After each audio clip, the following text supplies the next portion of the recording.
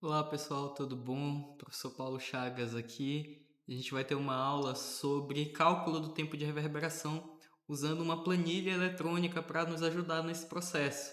Então, eu vou apresentar um pouco sobre como é que é o processo do cálculo, né, da determinação do tempo de reverberação, do tempo ótimo de reverberação, que é onde nós queremos chegar, para que o nosso ambiente tenha uma qualidade sonora agradável, né, que funcione para aquilo que foi originalmente concebido, né?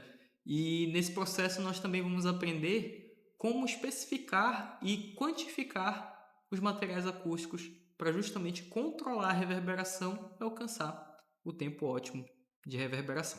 Tudo bem? Então vamos ver como nós vamos simular, né, o tempo de reverberação através do Excel, né, que é uma ferramenta aí de planilha de cálculos. Então o que é essa planilha TR que vocês vão conseguir baixar aí para poder fazer esses cálculos? Ela é uma planilha, né, de cálculo de tempo de reverberação que vai nos auxiliar, tanto projetistas quanto os estudantes aí de arquitetura, de design e de engenharia, a escolher quais são os melhores materiais acústicos, né, quantificar esses materiais acústicos para melhorar a qualidade sonora do ambiente, né, controlar a reverberação, que nós sabemos que é aquele fenômeno que faz com que o ambiente tenha muito eco, entre aspas, né? Isso prejudica a inteligibilidade da fala, a compreensão. Então, para cada ambiente, isso vai ter, né, uma consequência diferente.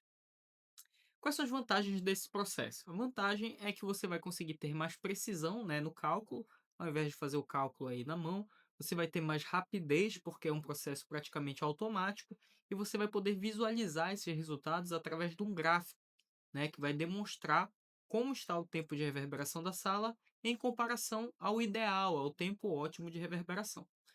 Qual que é o desafio desse processo? É justamente configurar, né, o espaço para que você consiga simular ele. Mas vocês vão ver que aqui não tem nenhum grande mistério, né? Bom, o tempo de reverberação, caso vocês ainda não saibam, é um dos principais parâmetros acústicos, né, que nós utilizamos para avaliar a qualidade acústica de um ambiente, e ele quantifica quanto tempo um som demora para decair uma determinada quantidade aí, normalmente é 60 decibéis. Na prática, a gente percebe a reverberação como esse prolongamento do som nos ambientes. Então, se eu falo, por exemplo, alô dentro do ambiente muito reverberante, esse alô vai se estender aí por bastante tempo. E aí a gente consegue perceber que quanto maior o tempo de reverberação na sala, mais prejudicado fica a sua utilização. Por exemplo, o ambiente de sala de aula é extremamente prejudicado por tempos de reverberação elevados, porque a voz vai se embolando, os alunos não conseguem entender exatamente o que os professores dizem, e aí, né, o processo de ensino e aprendizado fica prejudicado. Esse raciocínio, né, se estende para qualquer tipo de ambiente. Qualquer ambiente que você vai ter o som enquanto um elemento, seja de comunicação, de formação, de lazer ou de produtividade, o tempo de reverberação ele vai ser muito importante. E nós precisamos saber qual que é o tempo de reverberação ótimo para o ambiente que nós estamos projetando. Só assim nós vamos poder dizer qual que é o material e qual a quantidade de material acústico que nós vamos utilizar. Bom, o tempo de reverberação, ele é proporcional ao volume da sala. Ou seja, quanto maior o volume da sala, mais reverberante será ela. Quanto menor o volume da sala, menos reverberante ela será. Isso já nos dá uma dica de tomar cuidado com salas excessivamente volumosas, com pés direitos muito altos, com dimensões além daquilo, né, que nós precisamos de fato. Logicamente, entram questões arquitetônicas, né, de design, de você precisar ou não de determinado volume para alcançar outras características, né, e de performance do seu projeto. Mas é importante sempre saber que quanto maior o volume do ambiente, mais reverberante ele tenderá a ser. Portanto, né, vai ter um impacto direto na quantidade de material acústico que nós vamos precisar no nosso projeto. Porém, o tempo de reverberação é inversamente proporcional à quantidade de absorção sonora na sala. Que isso significa? Significa que quanto mais materiais absorvedores, quanto mais superfícies que tenham a capacidade de absorver o som eu tiver dentro da minha sala, menor vai ser o tempo de reverberação. E é por isso que os materiais absorvedores são os mais indicados para que nós consigamos controlar a reverberação dos ambientes, porque justamente é a absorção sonora que vai ter a capacidade de reduzir a reflexão sonora que acontece nas superfícies rígidas, como vidro, concreto, porcelanato, gesso liso, madeira. Então, todas essas superfícies que tendem a refletir o som intensificam a reverberação do ambiente. Para combater e controlar a reverberação, portanto, nós utilizamos a absorção sonora, ok? Bom, o tempo de reverberação ele é calculado a partir dessa fórmula aqui bem simples, que é 0,161 vezes o volume do ambiente dividido pela área de absorção sonora total do ambiente. O volume nós já sabemos calcular de qualquer ambiente, né? Basta você saber aí as dimensões desse ambiente e você consegue calcular esse volume. Caso seja um volume de geometria paralelepípedica, você basta ter aí a área de piso e multiplicar pela altura do ambiente.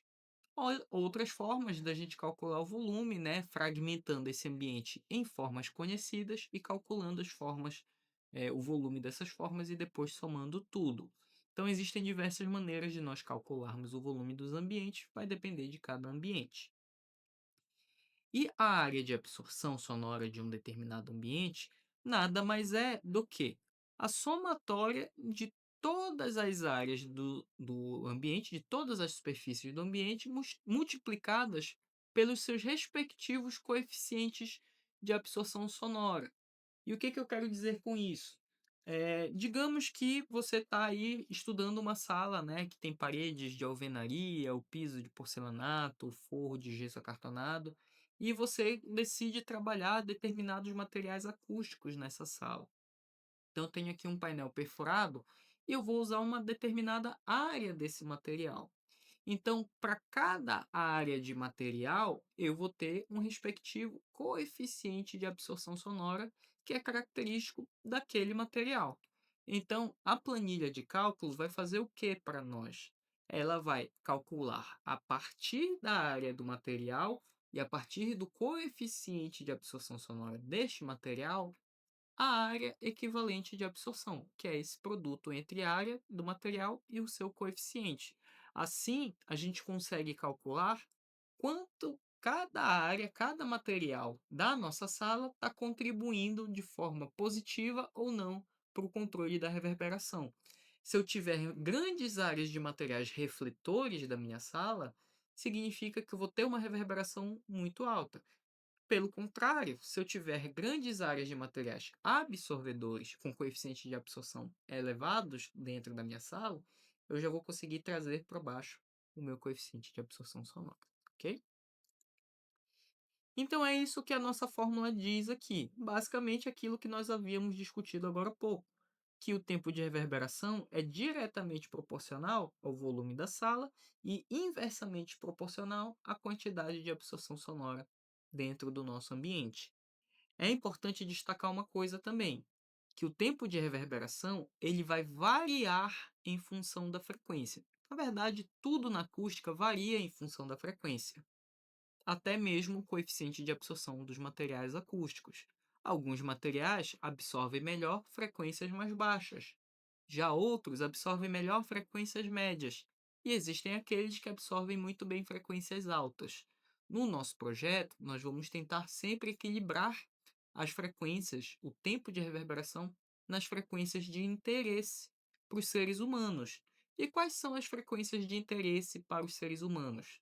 Nós chamamos elas de frequências de bandas de oitava, e normalmente nós utilizamos essas 6 aqui. A banda de oitava de 125 Hz, de 250, de 500, de 1000, 2000 e 4000. Notem que cada uma é o dobro da anterior. Então a gente começa com a de 125, segue para o dobro dela, 250. depois para o dobro, 500, e assim sucessivamente, até chegarmos em 4.000 Hz. Essas 6 bandas de frequência normalmente são as que nós utilizamos para fazer as análises de acústica, tá? E afinal, né, já falamos aqui que vamos utilizar materiais de absorção sonora, falamos de coeficiente de absorção sonora, mas precisamos entender o que é de fato absorção sonora para não cometermos nenhum tipo de equívoco no nosso projeto. Aqui não vai ser uma aula sobre materiais de absorção, isso aqui é só um breve explicação sobre a absorção sonora, que nada mais é do que a propriedade dos materiais, de qualquer material, tá? Em dissipar a energia sonora que outrora seria refletida pelo ambiente, tá? Então a gente entende que reflexão pode ser também percebida como reverberação. A reverberação nada mais é do que uma consequência da reflexão sonora intensa no ambiente fechado. E quando você coloca absorção sonora, ou seja, materiais que têm essa propriedade de dissipar a energia refletida, é como se você estivesse colocando uma esponja num balde d'água. Você está enxugando esse excesso de reflexões com a absorção sonora. Então, o papel da absorção é diminuir o excesso de reflexão. Existem diferentes tipos de materiais de absorção sonora. Existem aqueles que nós chamamos de porosos e fibrosos, que são excelentes para absorver altas frequências. Alguns exemplos desses materiais são os painéis de lãs acústicas, lãs de vidro, de rocha, de PET, as espumas acústicas de melamina, aquelas espumas em formato de caixa de ovo. Aqui nessa imagem a gente tem uma que tem um formato piramidal. Há também materiais que não necessariamente são acústicos, mas compartilham das características desses materiais acústicos. Por exemplo, estofados, cadeiras estofadas, painéis estofados, tecidos como cortinas e tapeçarias, são materiais fibrosos, são feitos de fibra de algodão ou de outros materiais. E também têm essa propriedade de absorção sonora, sobretudo nas frequências mais altas. Temos também a categoria dos materiais perfurados, que podem ser materiais mais rígidos, como o MDF, o gesso, o metal, porém são materiais rígidos com perfurações. E aqui eu tenho esse exemplo de novo, né, dessa placa de MDF perfurado. Mas é importante saber uma coisa: esses materiais perfurados, eles não funcionam apenas como revestimentos, né? Você não vai pegar um material como esse e aplicar sobre uma superfície, como uma parede, um forro, um piso. Ele, na verdade, é um sistema. Então, para que ele funcione corretamente, você precisa associar ele a um material poroso ou fibroso, como aqui eu tenho uma lã acústica. Então, normalmente, estes materiais, como o gesso perfurado, MDF perfurado, o ripado acústico, que também tem perfurações, eles vêm acoplados, né? Atrás deles vem uma camada de lã, que é para melhorar a absorção acústica desses materiais, ok? E por fim, nós temos os painéis de membrana, que são os famosos bass traps, né, que o pessoal usa muito em estúdios de gravação. Os bass traps, eles têm uma particularidade. Normalmente eles são projetados sob medida, porque eles tendem a absorver frequências muito específicas. Diferente, por exemplo, dos materiais porosos e fibrosos, como as espumas e as lãs, que absorvem muito bem médias e altas frequências, e os perfurados que conseguem aí, a depender da sua perfuração, absorver diferentes, faixas de frequência, os absorvedores de membrana não, eles são absorvedores especializados, eles são muito funcionais para frequências específicas. Então, normalmente a gente vai utilizar eles quando tem algumas frequências assim bem problemáticas no nosso projeto que a gente tem que resolver e a gente não tem um material acústico adequado para isso. Então, você faz um projeto de um bass trap e utiliza ele. Então, cada material ele vai ser utilizado para atender às frequências específicas do seu projeto. E é por isso que a gente utiliza uma combinação de materiais acústicos, porque você quer atender, né, como a gente viu agora há pouco, a maior faixa de frequências possível, aquela que vai de 125 até 4.000 Hz. E agora sim nós vamos falar sobre o passo a passo, como é que a gente faz isso, né? Vamos realmente aqui incorporar um projetista, né, que foi chamado para fazer um projeto acústico de um determinado ambiente. Qual que seria os primeiros até os últimos passos para a gente diagnosticar a acústica de uma sala e chegar, né, num resultado confortável, agradável e eficiente com o quantitativo de material e a especificação desse material. Vamos lá. A primeira coisa que nós precisamos é ter as informações preliminares. Quais são as informações que eu preciso para fazer um estudo acústico de tempo de reverberação de qualquer ambiente? Você precisa ter um levantamento que te permita saber qual que é o volume do ambiente, qual que é as áreas de todas as superfícies do ambiente, ou seja, área de piso, área de paredes, área de teto, área do mobiliário, área de janelas, de portas, de aberturas, de tudo que for pertinente. Questões menores, por exemplo, caixas de tomada, luminárias, a depender da dimensão delas, acabam sendo um pouco irrelevantes para o cálculo do tempo de reverberação. Mas, né, a depender da dimensão, né, se forem dimensões realmente grandes, aí em comparação às outras dimensões da sala, é interessante considerar também essas instalações, tá? E nesse levantamento, nós também precisamos saber qual que é a ocupação do ambiente, ou seja, quantas pessoas normalmente ocupam aquele espaço e qual que é o tipo de mobiliário utilizado. Porque, por exemplo, se eu estou fazendo estudo de uma sala de aula, se as cadeiras são de plástico, é um material que vai mais refletir o som do que absorver, já que é um plástico, né? O plástico ele é um elemento rígido e refletor. Porém, se fossem cadeiras estofadas, nós já vimos que os materiais estofados, né, fibrosos, têm propriedades de absorção sonora. E é por isso que é tão importante nós sabermos qual que é o tipo de mobiliário utilizado no ambiente e qual a ocupação, né, que vai definir a quantidade desse mobiliário. E aí nós vamos para a planilha, né, justamente configurar essas informações do levantamento. E nós vamos depois abrir aqui essa planilha para ver o passo a passo disso, tá? Aqui é mais explicando como é que é o processo. Então, na planilha, nós vamos organizar essas informações. Que informações? As áreas das superfícies, o volume das nossas salas, nós vamos também atribuir os materiais. É aqui nesse ponto que nós vamos dizer de que material são feitas essas superfícies, porque eu posso ter um forro de 50 metros quadrados, mas não adianta nada eu ter só essa informação. Eu preciso saber de que é feito esse forro, justamente para eu ter acesso a qual é o coeficiente de absorção desse forro. E a planilha, ela já está configurada de tal modo que basta você escolher o material que você quer usar e ela automaticamente vai dizer quais são os coeficientes de absorção sonora daquele material. Bom, feita a definição, a organização das superfícies e a atribuição dos materiais dessas superfícies, nós precisamos saber qual que é o tempo ótimo de reverberação, ou seja, onde eu quero chegar com o meu cálculo, qual que é o meu objetivo, o que eu quero alcançar em termos de qualidade sonora. Também vamos ver na planilha como definir esse tempo ótimo de reverberação.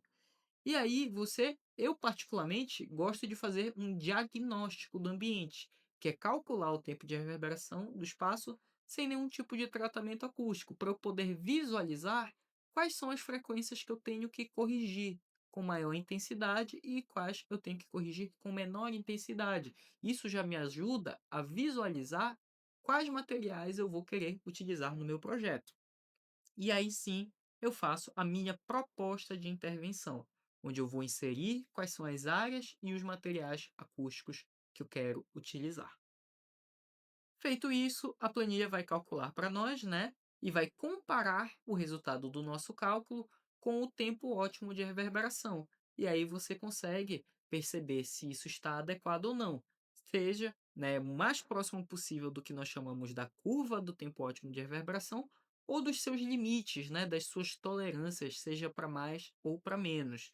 E feita essa simulação, você consegue saber se precisa fazer algum ajuste fino ou não, tá? Então, gente, agora a gente vai para a planilha de cálculo e vamos fazer um exercício juntos de uma sala de aula, em que nós vamos fazer o diagnóstico dessa sala de aula e também vamos especificar e quantificar os materiais acústicos para ela.